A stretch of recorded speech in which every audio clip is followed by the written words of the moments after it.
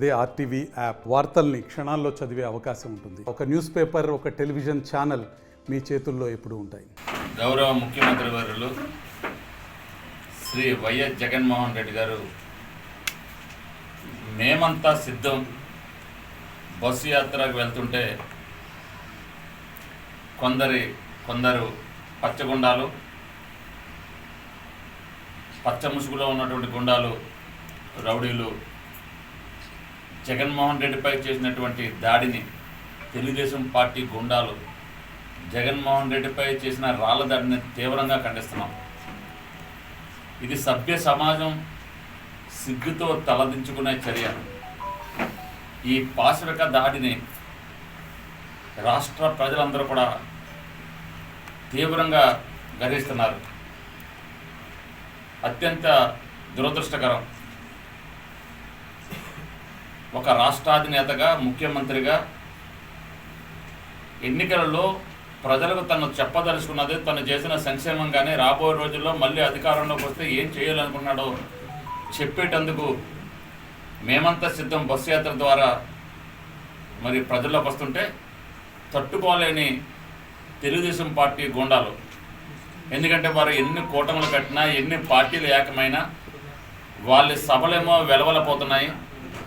జగన్మోహన్ రెడ్డి గారు మేమంతా సిద్ధం సభకి ప్రజలు వెల్లువలా తరలి వస్తున్నారు. జగన్మోహన్ రెడ్డి గారు మేమంతా సిద్ధం సభలు గిన్నిస్ బుక్కులకు ఎక్కుతుంటే మరి Telugu Desam party, Bharatiya Janata party, Janasena party ముగ్గురు నాయకులు ఏకమైనా కూడా వారి సభకు జనం లేక వెలవెలపోతుంటే ఏం చేయాలో అర్థం కాక నిరాశ నిస్పృహతో తెలుగుదేశం పార్టీ చేసినటువంటి ఈ అరాచకాన్ని తీవ్రంగా ఖండిస్తున్నాం, గర్హిస్తున్నాం.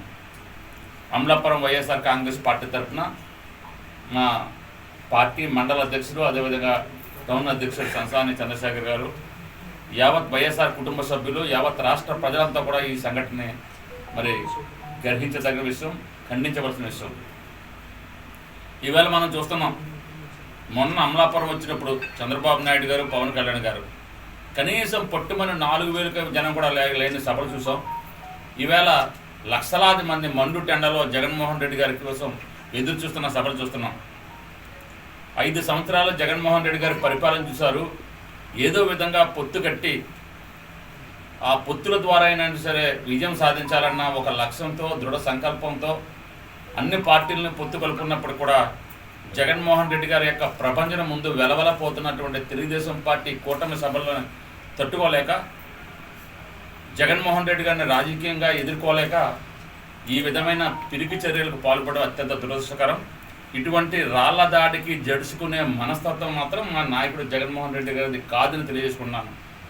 మనం గతంలో చూసాం, 100 ఏళ్ల చరిత్ర గల కాంగ్రెస్ పార్టీని ఎదుర్కొని, కాంగ్రెస్ పార్టీ అధికారంలో ఉండగా కాంగ్రెస్ పార్టీని మట్టి కల్పించి అంతటి దృఢమైన నాయకురాలైనటువంటి సోనియా గాంధీని ఎదిరించి సెంట్రల్ జైలు కావాలా, కేంద్ర మంత్రి పదవి కావాలంటే తను నమ్మిన సిద్ధాంతం కోసం సెంట్రల్ జైలు గౌడలకి లోపలికి వెళ్ళినటువంటి నాయకుడు జగన్మోహన్ రెడ్డి గారు.